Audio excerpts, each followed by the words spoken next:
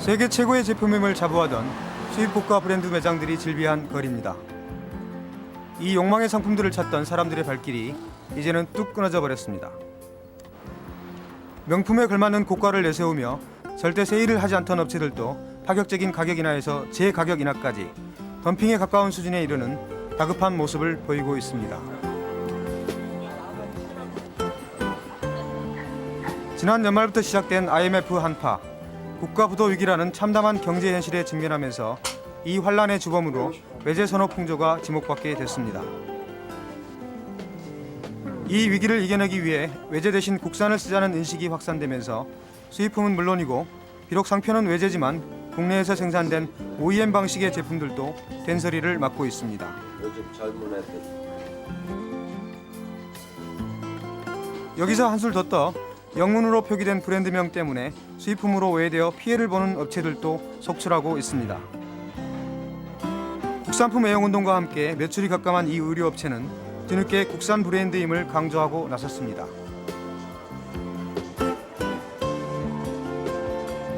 이렇게 외제로 잘못 인식되어 피해를 보게 되자 영문 상표를 가진 업체들은 앞다투어 국산 브랜드임을 밝히기에 여념이 없습니다.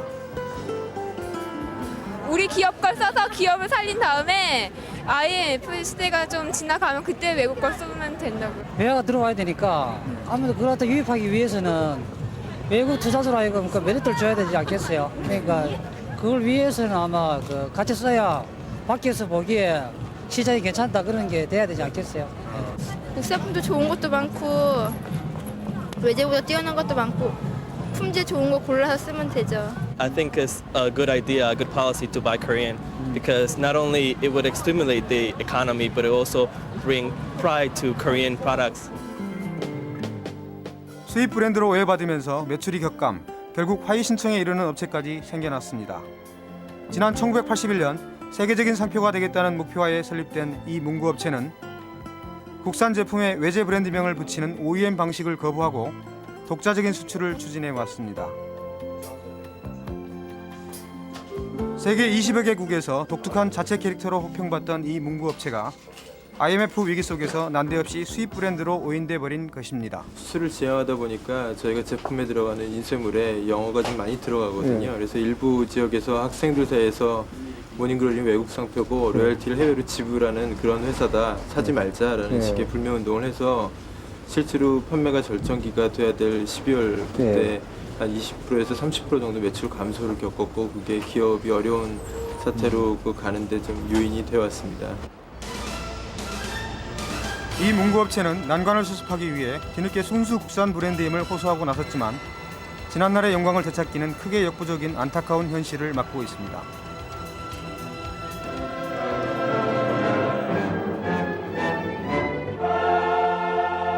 역사는 되풀이될 수도 있습니다. 정복당할 것인가, 정복할 것인가.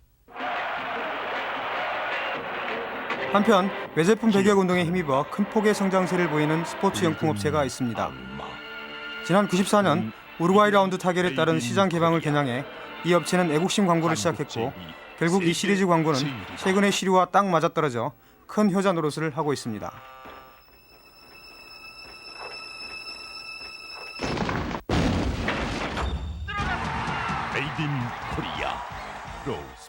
애국심에 호소하는 것이야말로 국산품 애용 운동을 시장 점유율로 곧바로 연결시키는 최고의 홍보 전략이 된 것입니다.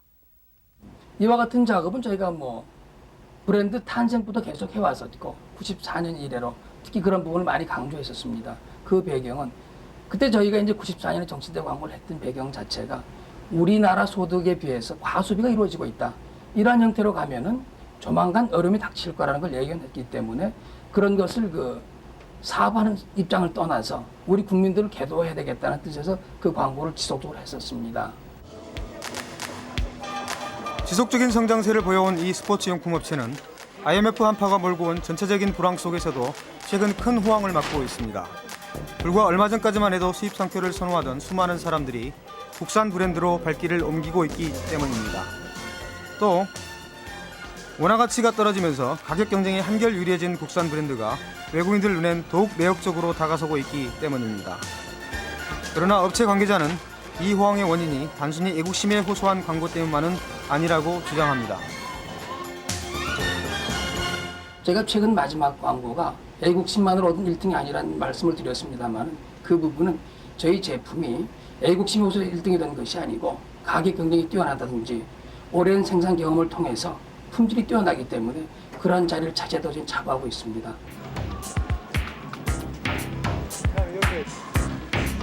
외제 배격 심리가 확산되면서 국산 브랜드들은 국산임을 강조하고 애국심에 호소하는 전략을 내세우는 데 반해 수입 브랜드들은 세일러도 매출 타격을 만회할 수 없는 어려운 상황을 속수무책으로 감수하고 있습니다. 그런데 최근 한 수입 브랜드 업체가 여기에 정면으로 문제 제기를 하고 나섰습니다. 이탈리아의 스포츠 용품 전문 업체의 국내 합작법인인 이 업체는 91년 설립된 이래 한 번도 박앤세일을 실시하지 않는 마케팅 전략으로 현재 국내 신발 시장 점유율 3위를 기록하게 됐습니다. 그러나 IMF 사태 이후 매출이 절반 수준으로 급락하는 등 심각한 타격을 맞게 됐습니다. 상황이 이쯤 되자 이 업체는 수입 브랜드이긴 하지만 국내 합창 공장에서 생산 판매되고 있어 실제로 메이드 인 코리아 마크를 달고 있는 이런 제품들을 과연 수입품으로 볼 수 있느냐고 진정한 국산품의 의미를 따지고 나섰습니다. 저는 그렇게 생각합니다. 국산품은 있지 않다고 난 믿고 있는 사람이니까 우리나라 경제에 얼마나 기여를 했느냐라는 측면에서 생각을 해야 될 거예요. 그게 정확한 표현인 것 같아요. 저희가 필라 같은 경우에 국가에 우리나라 한국에 기여를 했다 하면은 아까도 말씀드렸지만 수출 산업에 기여를 해서 외화 벌이에 상당히 기여를 했다 이거죠. 작년도 같은 경우에 2억 8천만 불에 수출을 했는데 그것은 인도네시아에서 생산해서 수출했지만 거기에 들어간 자재분 65% 대체로 봐서 1억 8천만 불은 직접적인 한국의 수출의 효과를 가져왔다고요. 그럼으로써 또 부산 지역에 선재해 있는 신발 자재 공장 등 협력업체가 한 100여 군데 됩니다. 그분들의 비즈니스를 공급하는데 아주 결정적인 역할을 했다고요.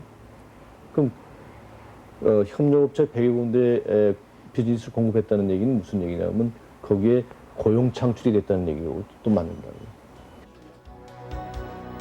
국산품 애용운동은 결국 국내에서 생산되는 외국 브랜드 제품과 국내 브랜드 제품 간의 맞불로 번지기 시작했습니다. 이 격렬한 국산품 혈통 논쟁 속에서 국산품 애용운동에 동참하던 소비자들은 이제 무엇이 진짜 국산인지조차 구분해내기 어렵게 됐습니다.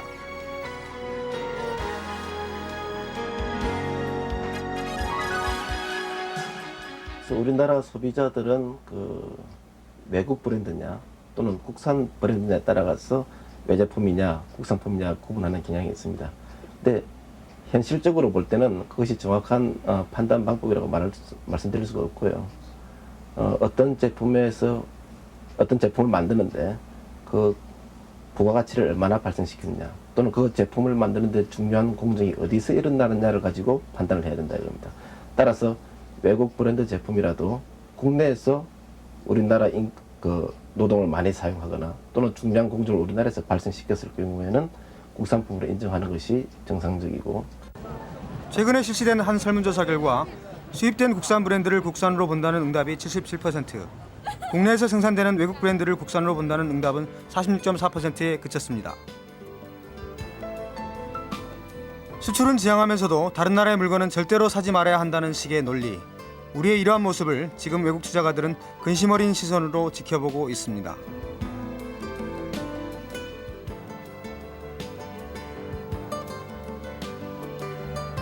외국 제품을 배격하고 뿐만 아니라 어려운 경제 위기를 회생시키기 위해 무조건 소비를 절제해야 한다는 우리의 풍토를 지켜보면서 과연 얼마나 많은 외국인들이 이 땅에 투자를 할 것인지 그에 대한 대답은 쉽게 짐작할 수 있습니다.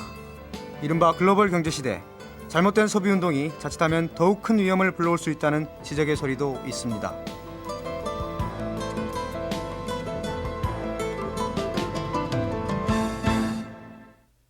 우리는 물건을 팔면서 다른 나라의 상품에 대해서는 전혀 수입을 하지 않겠다고 문을 닫아놓게 되면 이거 곤란하지 않겠습니까?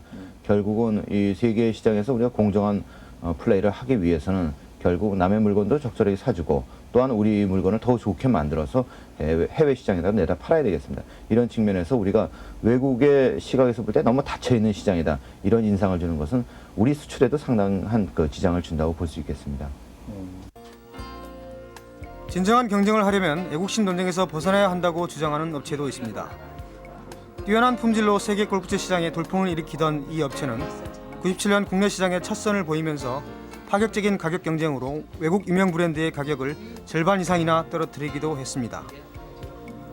오직 품질과 가격으로 승부하는 것만이 글로벌 시장의 생존 원칙이라는 게 이 업체의 주장입니다. 보호막이 모두 베껴져 있는 상황에서 우리가 애국심이 무엇보다도 중요하게 강조되는 시기이긴 하지만은 애국심만이 우리를 지켜줄 수 있으리라고는 보지 않기 때문에 지금 상황에서는 무엇보다도 가장 경쟁력 있는 상품을 만들어내는 것만이 가장 중요한 시점이지 애국심만에 강조해가지고 우리가 물건을 판다든지 또는 요구할 수는 없지 않을까 하는 입장에서 저희가 그런 광고를 내게 되죠.